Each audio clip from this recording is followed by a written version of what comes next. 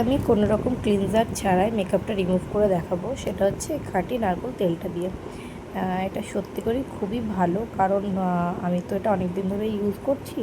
এটা আমি ময়শ্চারাইজার হিসেবেও অ্যাপ্লাই করি স্কিনে। অনেক সময় রাত্রিবেলা ইউজ করি, সকালবেলায় ধুয়ে ফেলি, বা 2 ঘন্টা মতো মাসাজ করি, তারপর ধুয়ে ফেলি।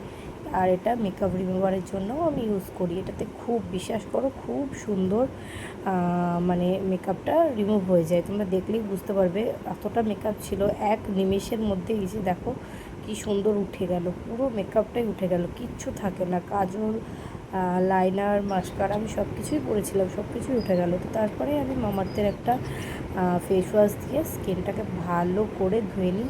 এবার শুধু ফেস ওয়াশ দিয়ে মেকআপের ওপর শুধু যদি ফেস ওয়াশ দিয়ে ধুই না, তাহলে মেকআপটা পুরোপুরি যায় না, এবং তারপরে মুখে অনেক ক্ষতিও হয়, মুখে অনেক কিছু বেরোয়। সেই কারণে আমি এই তেলটা দিয়ে ভালো করে আগে মুখটা ক্লিন করে নিই, তারপরে ফেস ওয়াশ দিই।